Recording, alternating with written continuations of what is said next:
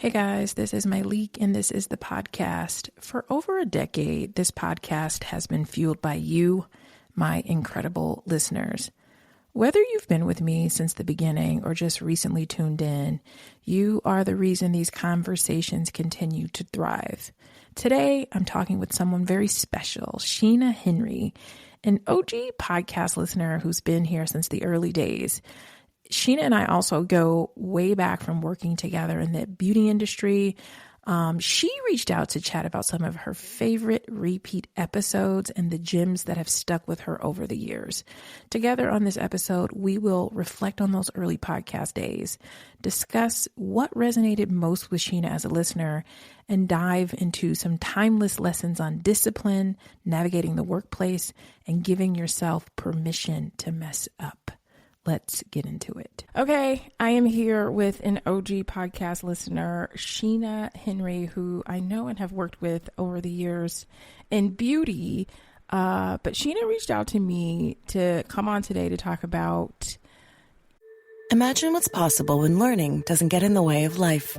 At Capella University, our game-changing FlexPath learning format lets you set your own deadlines so you can learn at a time and pace that works for you. It's an education you can tailor to your schedule. That means you don't have to put your life on hold to pursue your professional goals. Instead, enjoy learning your way and earn your degree without missing a beat. A different future is closer than you think with Capella University. Learn more at capella.edu. This episode is brought to you by Indeed. When your computer breaks, you don't wait for it to magically start working again.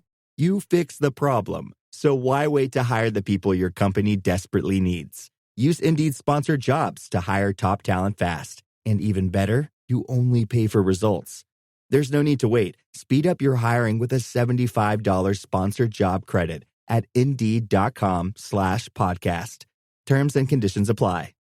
your repeat episodes as an OG listener. So kind of tell me about why these are your faves. We'll talk about some of them and what about this podcast resonates with you? Okay, so you started podcasting, correct me if I'm wrong, like 2013, 2014. Yeah, I think it was like 2010. I actually deleted some episodes and I'm so sad because I had an episode with my mom and I deleted it and I don't have it anymore. So if anybody out there in the universe has that downloaded, send it to me because I started podcasting back in 2010 on my laptop, and it was a laptop that I think someone gave to me and it just rattled so much, so I deleted some of the episodes that were like rattly. But I had been podcasting for a long time. After I used to tweet and people would be like, tell us more, and so I was like, I don't know how. So someone was like, do a podcast. And I remember being like, what is a podcast? Right, that's 2010. I'm like, what is a podcast? But I started recording it, and Sheena, I remember I started out with like maybe 20 listeners, and then 20 turned to like 200, 2000, 2000. And I mean, if you go back and look at some of the old episodes, I mean, some of them have hundreds of thousands of downloads. Like that's how things had spun up. So that was the deal. Because I think, so what my journey was likely I was following you on Instagram and just like, there was no one like you, I would say, really, like, girl from LA, in Atlanta, moving and shaking. But it was, and it's so different from what it is now. Like, everyone has the answer. Everyone, like, tell you the game, or these are the tips and tricks. But back then, no one was doing that. And there weren't a lot of people that looked like you. And I just, it was like those short little gems that you were dropping, and then I was just like, oh my gosh, everything that you said resonated with me. I was very early in my career, so then you had just like all these gems about being thorough and disciplined and locking in and budgeting and just all these things that, again, there weren't a lot of voices, definitely not a lot of Black voices, speaking to girls my age, early in career, just trying to figure it out. So things that you said just resonated. And then when you're like, oh, podcast, I must have hopped on maybe, I vividly remember 2013 because that's when you, Yeah. Like the read had started podcasting. So I was just starting to like Yeah. podcast. Right. Yeah. Yeah. I think 2013 is when I started to do it a little bit more seriously, because I think other people were doing these podcasts that they were getting paid for. And I wasn't getting paid for my podcast. Yeah. But I didn't care because I felt like you said, I remember coming up.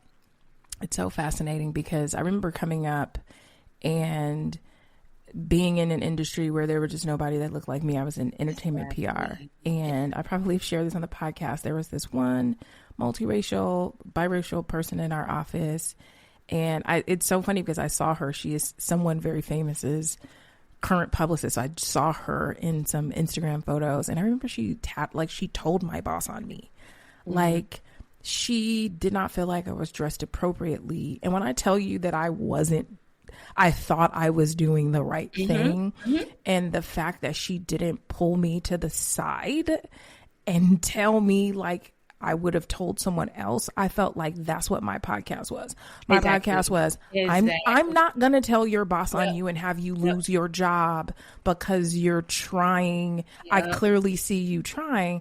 But here are a couple of tips. Let me just pull you to the side real quick and say, let me pull you to the side. That's what it was. Yeah. That's what it felt like. It felt like a big sister pulling you to the side, unfiltered. Like I remember early episodes would be like 10 minutes. And just it out like, here's why you're not getting anything done. This is why you're not halfway. I get up at 5 o'clock in the morning. I'm up, making the contacts and stuff. I'm like, okay. Yeah. I think, getting me together, and what I appreciate about you and why I think you probably had all those early episodes get so much love is just that it wasn't packaged up in like this little. I feel like everything now is so pretentious, and it is. Everything has a goal now, right? Versus what you just want to say. And I will tell you that I've had I've swung back and forth because sometimes I do feel like the things I do a lot of things for vibes, like, cause I just feel like it. And sometimes I do try to like center myself a little bit as a business person and think, okay, Myleik, how can you connect some more dots? But ultimately, those early podcasts were about me pulling people to the side because I was like, here's the deal. It's not that I don't know what's happening in corporate. I'm not even here to argue with you about racism. All of these things, yes, they are real, and I still want you to get what you came to get. And maybe this isn't your forever job, but even if you are going to branch out and become an entrepreneur or be self-employed, you still have to work with some version of these people. It just is what it is. But my thing is, like, I even had a question, did a workshop over the weekend, and I think one of the questions was something along the lines of like, it's like I taught this framework about how to use time, right? Because I think for years and years and years, people have wanted to know how I use time. And so I do the workshop, and at the end, there was a question that was along the lines of like, almost like, what if this doesn't work? Or almost like, it was just something like, what if it doesn't work? And I said, try it first. Try it first. I think sometimes when people tell me that some of this stuff, if I tell you something, there's a high probability that something is going to happen. It might be a different outcome, but there is going to be some change, right? So it's like, if you make the meeting with your boss before your boss makes the meeting with you, I think you feel better, you feel more empowered, you feel less nervous. And so it's like, these are the things that you can try. I think one of my big ones, and this is a person who has become a friend. Like, so when I was working at my first office, I was the only Black woman there. And they hired another Black woman like maybe a year after. And she'd be there, she'd have her headphones on. And would just, I remember you telling this story. But look, that's not to That was me when you. Yeah, it was so many people wrote me like that was me, and I get it. You're there, and it's just like I'm here to do my work, you know. And I remember saying that to her, but I was like, there's so many signals that's sending, like that's sending the signal that I'm not here to be a team member. And the amount of people that tell me that they want to be at a job and don't want to be a part of the team is like, you don't get how this works. This is a job, right? It's like, this is a job, and there are some unwritten rules that you gotta play if you want to stay. If you don't want to stay, then do what you want to do. But I don't write the rules, but I do know them. And my thing is like, you need to know them before you break them.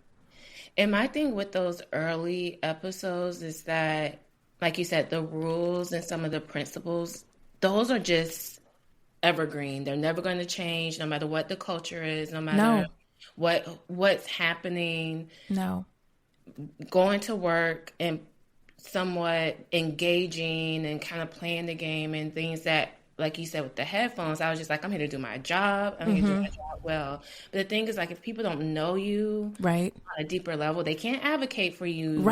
Promotions don't come into play. So it's definitely the relational aspect too that you need to navigate when you're at work. And man, that got me together so much, because I'm just like, I'm here to prove that I know how to do my job, but it's just that's half of it. That's half of it. That's half of it. Yeah. So really that's the crux of it too, is just like, I always go back to those earlier episodes, because those are just like, for some reason, the ones on being thorough. And discipline. I'm sort of like losing my footing, or I feel like, gosh, I feel like I'm not completing anything, or I'm not just not being thorough. I just don't know, like I'm doing things surface level.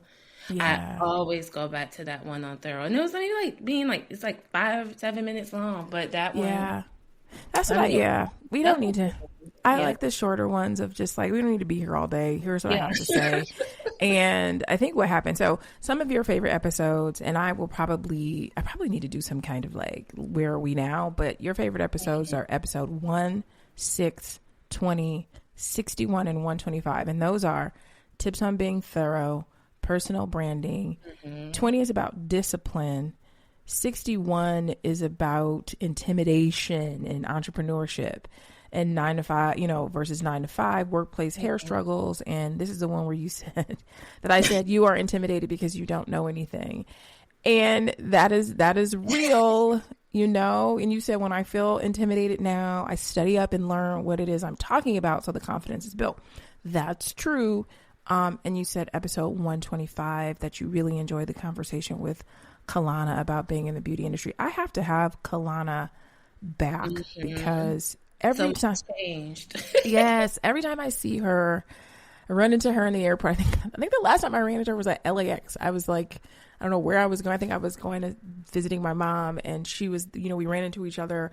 And every time I run into Kalana, she's like, the podcast. So many people, she's like, of all the things I've done, so many people are always talking to me about the podcast. Like, I want to do it again. So I have to reach out to her and do that one again. The episode 61, though, you were doing the Ask FM. So you ask me anything anonymously. Do the ask, And I remember, again, those stuck with me because I was like earlier in my career. So I was just like the headphones girl and didn't know how to navigate those feelings of, I can do this work, but I'm intimidated when something new comes my way, or I'm intimidated by someone who I feel like is senior than me. I'm intimidated by the CMIs. I just had all this baggage that can come with being a Black girl, being the only Black girl at the time. In an office, articulating myself, articulating my worth and what I knew. So I knew all the stuff. But then it's just like, I feel intimidated to share it. And so, but when I wrote that, you just got me together. I was like, oh, I'll write in. She probably won't respond. I'm sure you get a lot. But then you was like, you're intimidated because you don't know anything. And I was like, oh, that was you. Oh, you wrote that, so it's anonymous. So I don't know. So that was. I know, but that's what I'm saying. Like, you didn't know. I didn't say it to you. I didn't know. Yeah. I knew that was my question. Yeah, you're like you. And I gagged. I was like, okay. Yeah, that is okay. If we can talk about something in this episode, like something that, like, I have been doing this for a while now, right? I think the last time I had a formal job was probably, I think I was like in my 20s, okay? And something that I've been trying to think about, like, what is the theme of the work of my life? And it is empowerment. And what I try to explain, you know, when I'm talking to people, or even just young people, or not so young people, is that when you get in a situation and you don't know, how do you behave, right? And I think it is because, and I talked about this in an episode I'm dropping, I talked about this, that when we don't know, I think there's this pressure in the Black community, this societal pressure of like not having any grace to not know things, right? Other people may not give us this grace, and then we additionally don't give ourselves the grace. And so when we don't know things, sometimes I think we get angry, we get intimidated, we shut down, shut down and we shrink. Yeah. And my thing is like, you don't need to know everything. And you can say, I've never had that before, or I've never seen that before. Yeah. And I think the more comfort you have with saying, you know, I don't know. And I think when you have comfort and curiosity, right? I don't know, but tell me more. Oh my God, I've never seen that. I've never had that before. You can do that, because I think what I learned, Sheena, is as I started spinning up in these like higher circles of people who were more educated than me, you know, I've now probably spoken at nearly every Ivy League with the exception of MIT, I think. You start going in these higher circles of education, these higher circles financially, no one knows everything. No one. And so, but it's the comfort and curiosity that I found that people who had more education, or people who had more money had. It's like, oh my God, what is that? You know, no, I've never heard of that. It's like, it's an iPhone, you know, like literally anything. And so I think, what if we gave ourselves that and just said, okay, and I can learn it, you know? Yeah, I still struggle with that. What are some things? What do you struggle with? Can you think of something off the top of your head?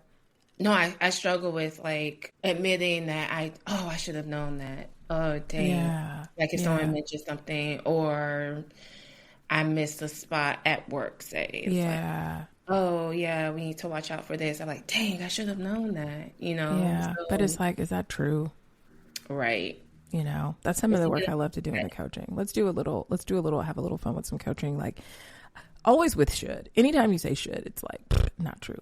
But let's do something where you say, okay, I should have known that. And that is a thought that is very stressful and is not going to get you where you want to go. So if we say, I should have known that is fiction, right? What's a more factual statement to get you through the day? What's a more factual statement, Sheena? You know what? I just had this last week. So this is like fresh and a real example. Okay. Hey, Atlanta. Say hello to Small Business Help from Apple. That's right. We're here to make starting and running your business simpler. From helping you choose the right devices to setting them up hassle-free, we can help you build your business in no time. Speak to a business expert and get the help you need at no cost whatsoever. At Apple, we're open for your small business. Go to apple.com/small business or visit an Apple store to learn more.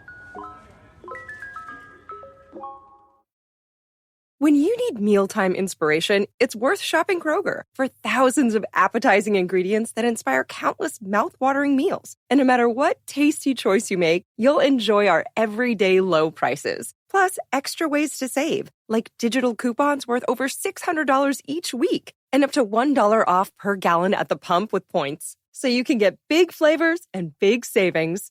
Kroger, fresh for everyone. Fuel restrictions apply. Work project, I was like, oh, I should have known that. And I was kind of beating myself up about it, because it was should have. Yeah. oh, I should have looked at that. I didn't do my due diligence. And I said, you know what, next time or this week, I'm going to make sure next time around, and then just correcting, like what are some things that I can put in place that I need to be checking and crossing my T's and dotting my I's to make sure that that doesn't happen again. But then there'll be something else that comes It will up. be, which is why I want us to do the work on that. So let's just do the work on I should have known that. Yeah, I should have known that is fiction. Yeah. Tell me something that's just like, how factual. can I improve? Like, for me, I'm just like, okay. Yeah, I don't have the exact like roadmap in place of how to exactly course correct overall, but it's situational. Like, I don't even think you have to course correct. I think if we put a new mental framework in place of how to think about things. Yeah. So if I should have known that is not true, because we think a lot of thoughts that are untrue every day. And here's the deal. My thing is like, it's fine if you want to believe that, but it's like, if believing that doesn't serve you, we don't need to do that. So tell me something that's a little bit more factual, more neutral. Like, what's a more neutral statement? I guess I need help. I don't know. Okay. Well, let's turn it around. So let's just start with the opposite. I should not have known that. Yeah. Is that true? And here's the thing. Varies, right? Like, so these ones are like super yes or no. So it's like, if you can't, can you absolutely know that you should have known that? What if it is a yes? Then you can still do yes. So you feel like you should have known that. Okay. Yeah. And let's just say that I have a magic wand and I can remove I should have known that from your mind, because we do know people that think like that, right? Mm-hmm. Where they are just, you guys, I think I always say to young people, say Delulu, but let's just say that you don't think you should have known that. Mm-hmm. If you didn't think you should have known that, how would you have treated yourself? If you just you made the same mistake, nothing has changed, but you don't think you should have known that. How would you? Note it. Okay. Note it. Yep. Isn't that where you want to live, in the okay, noted? Yeah. And that's where you deserve. That's where you deserve to be. And so next time when you're at work and you're having that hard time and you're like, I should have known that, be like, is that true? Yes, that is true. Can I absolutely know that I should have known that? Yes. Okay, fine. Yeah. But what if I just didn't believe that? Like, what if I just turned this thought around and put the opposite? I should not have known that, And if you want to, like, we still got more work to do, right? We don't have enough time to be beating ourselves up. And all the people, I think all my therapists have said this, and I think I just heard a therapist say this online, that like, the more stressed you are, the lower your creativity is. I saw that too. Yeah. So for the sake of your professional creativity, you really can't afford to be beating yourself up. For the sake of your, if we're going back to being disciplined in the podcast and all of that, then I would say, if this was Ask FM and you sent that to me, I just would be like, give me a stress-free reason to believe you should have known that. And if you can't think of one, and let's just keep it a buck, young people. Y'all are willing to be delulu about so much more. Why not just be like, I'm just going to let this go. Okay, noted. Like, you get to make mistakes. Do a whole series on this. Because that's such a, I actually don't live in Delulu land, and I want to. And you want to, with a couple things, as you should. I think in the spirit of letting things go so that you can move on, but like not to, and I feel like I do this about almost everything now that I'm a parent, but like now that I'm a parent and I've worked with, learning these new parenting tools, I work with Dr. Becky and Good Inside. And so, little example, my son had a snow day, and we opened his backpack this morning and there was snow day homework. So it was like, oh my God, you snow day homework. And his dad took it out. He got his pencil and he's like firing through. And I said, you know what? Get what you can get done. Like, in my mind, his dad's just looking at me like, whatever. Like, his dad's like, you need to get that done. And I was like, get what you get done. Because I've lived long enough to know this one first grade assignment isn't you know? And so he's getting through, and he stood up because it was time for him to go. Because I was, you know, I just said, forget it. You have 10. He was like, I got 10 minutes. I want to try. 10 minutes. He said, you know what? I didn't finish, but it's okay. All I have to do is explain. I'm just going to explain. And I was just looking like, wow, this is what happens when you are raised in a way where you trust yourself. Yeah. And is, you know, because I was trying to think of how I would have handled that. And I probably would have lied, probably would have got a lot wrong, probably would have rushed. You know, I really would have rushed, got a lot wrong, just try to cover my butt. And he just was like, I'm just going to, and if I know him, he might have walked in that classroom holding his paper. I didn't finish. Yeah. Very empowered. That's just a different approach. Yeah. You know, I didn't finish. He was like, he kept saying, I'm just going to explain. Like, I was like, you're not worried? I'm not worried. But maybe I will. We'll do some more of that because I think it would be nice to have more people or less people beating themselves up about these things, you know? That is me. I'm going to beat myself up before you can. So I'm going to be like, oh, I did it wrong before you can out. And, you know, I'm in therapy. I have my, you know, self-help books, but it's a mindset shift. And it's just, so many years, or if you grew up a certain way too, it's just like you can know, like from me, just going back to the example last week, I can know that I should have just been like, okay, well, next time. And you know, these are the parameters I put in place to just be a little bit more thorough, right? Yeah. And so I've gotten better at not ruminating, because that would be something that I would have done. It's just like, oh, that happened on a Thursday, my Friday, Saturday, Sunday, Monday. I'm still thinking about stuff. I have gotten better at, you know, in this, like, I'm not even a perfectionist, but I want to be perceived as if I know what I'm talking about. I hear all these, I'm worthy, all these things. So when I feel like I'm slipping, but if we think about it, a person who is, let's just say, an expert, and I always think that, like, that is just a title that nobody should want, really. Because I think it robs you of curiosity and mistake making and learning. And if you are a person who is always learning, might you make mistakes? You know? And so sometimes, like, and I've talked about this and I've posted this, is that some of the mantras that have gotten me through, Sheena, are mistakes are proof that I'm trying. Mistakes are proof that I'm trying. If I did nothing, I think I heard something last week that said and I wrote it down. Let me see if I have it in my notes, because I was like, oh, that's good. I think it said, it was about being perfect. And she said, the best way for something to be perfect is to never start, right? So if you start, it's not good. If you're doing it, if you are doing it. And I think I talked about this in probably podcast episode number 214, when it's about planning with purpose, where I say, if you have a vision board or any type of plan that you haven't scratched out, gotten wrong, rewrote, you're not doing it. Right. So if you are in practice, you are getting things wrong. Yeah. You are dropping balls. You are messing up. Yeah. You know, and so something that I even practice saying, Sheena, which might be good for anyone listening, is I messed up. I say that all the time. I messed up. Even sometimes my partner will try to be like, say something. I'll be like, I messed up. My kids hear it. I messed up, because I'm human. Yeah. I'm going to mess up. Like, ooh, I really messed that up. Yeah.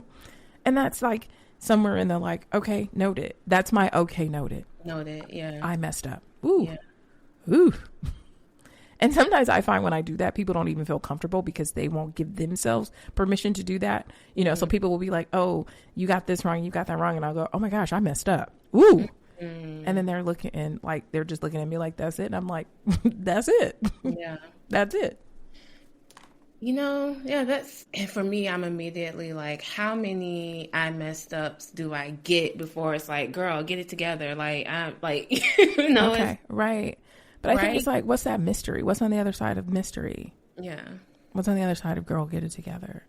The more 'Cause it's you like do, the more you're in mistakes a you make. relationship and it's like every other day you're saying you messed up. Like, what's the issue versus like, Oh, what's that? wow. What's that space between like I'm human and I messed up, or Yeah. like there's a problem because you keep messing up. Yeah. That this could be a super long episode that I would say becoming a parent really helped me with that. Yeah. Because it's like relationships are not, and I saw this online, but it's like relationships are not courtrooms. Relationships are not like tab keeping. And I think being a parent, not keeping tabs on, it's like, first of all, there's some research and I'll find it, but it's like the amount of times things have to be repeated for a child to get something are like otherworldly.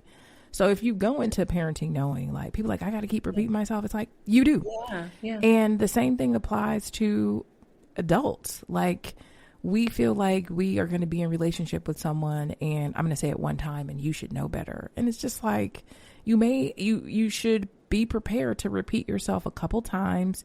We are human beings. You're going to have to repeat yourself a couple times. But I think when you are able to grow up in an environment where you are given the space to do that, and I think a lot of times that's the difference between us and others when we talk about being a Black woman in the workplace.